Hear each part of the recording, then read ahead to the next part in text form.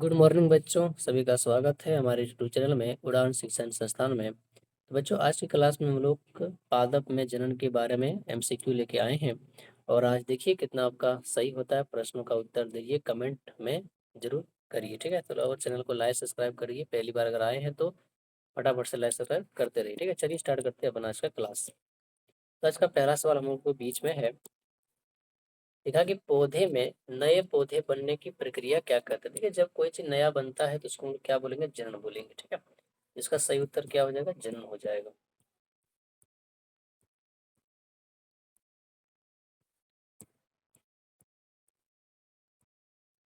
Next सवाल देखिए। सवाल लिखा कि बीज द्वारा होने वाले जनन क्या कहलाता है। देखिए, बीज के द्वारा जनन जो होता है उसको लैंगिक जनन बोलेंगे, क्योंकि वो लैंगिक से ही बनता है, ठीक है। नेक्स्ट सवाल है कि जनन मुख्यतः कितने प्रकार का होता है। हम लोग पढ़े थे, एक लैंगिक होता है और एक अलैंगिक होता है, ठीक है। लैंगिक होता है और अलैंगिक होता है।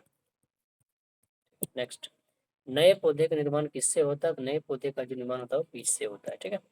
परागकण का वर्तिकाग्र पर पहुंचने की प्रक्रिया क्या कहलाती है। ठीक है, परागकण जो वर्तिकाग्र पर पहुंचता है उसको हम लोग क्या बोलेंगे, तो उसको हम लोग बोलेंगे क्या क्या बोलेंगे उसको हम लोग बोलेंगे निषेचन, ठीक है।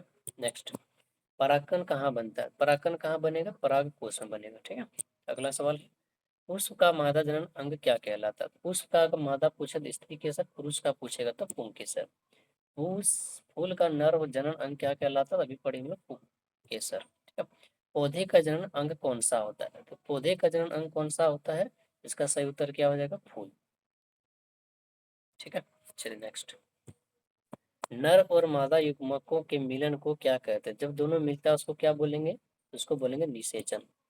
परागकण में कौन सहायता करता है। परागकण में कौन सहायता करता है, हवा के माध्यम से, जल के माध्यम से, कीट के माध्यम से, यानी कि उपरोक्त में से सभी ऑल इसका उत्तर हो जाएगा। एक फूल से दूसरे फूल में परागकण जाना क्या कहलाता है। देखिए, एक से दूसरे जो जाएगा तो उसको हम लोग क्या बोलेंगे, पर परागण। सॉरी सॉरी, एक सेकंड, एक फूल से दूसरे फूल में जाएगा उसको बोलेंगे स्वपरागण, ठीक है। नेक्स्ट, एक ही फूल में परागकण होने को क्या कहते हैं। एक ही फूल में अगर परागकण होता है तो उसको क्या बोलेंगे, स्वपरागण। परागकण मुख्यतः कितने प्रकार के होते हैं। परागकण जो होता है वो कितने प्रकार के होते हैं, दो प्रकार के होते हैं। ईस्ट में अलैंगिक जनन किस विधि से होता है। देखिए, ईस्ट में किसके द्वारा होता है, ईस्टों में जो होता है वो किसके द्वारा होता है, मुकुलन के द्वारा होता है, ठीक है। नेक्स्ट, अंकुरण के लिए कौन सा आवश्यक होना चाहिए, हवा चाहिए, चाप चाहिए, सब कुछ चाहिए, ठीक है। बीज से नया पौधा बनने की प्रक्रिया क्या कहलाती है, इसका होता है अंकुरन। निषेचन के बाद अंडाशय किसमें बदल जाता है। मतलब जो निषेचन होता है अंडा किसमें बनेगा, तो अंडा धीरे धीरे जो है वो फल में बदलना शुरू कर देगा। निषेचन के बाद बीजांड किसमें बदल जाता है। तो निषेचन का बीजांड किसमें बदल जाता है, तो वो भी फल में बदल जाता है, ठीक है। अदरक में कायिक प्रवर्धन किससे होता है। तो किससे होता है, तो इसका जो अंदर होता है मेगा तना से, ठीक है। आलू में कायिक प्रवर्धन किसके द्वारा होता है। आलू आलू जो होता है वो किसके द्वारा होता है, तो उसमें होता है उसका तना द्वारा। पाइफिलम में नया पौधा किससे बनता है, किससे बनेगा, पत्ती से बनता है, ठीक है। स्पाइरोगायरा में जनन किस प्रकार से होता है, विखंडन द्वारा होता है, विखंड द्वारा होता है। परागकण फूल के किस भाग पर गिरता है। तो किस भाग पर गिरेगा, तो वर्तिकाग्र पर गिरेगा, ठीक है। तो ये पंखुड़ी में गिरेगा।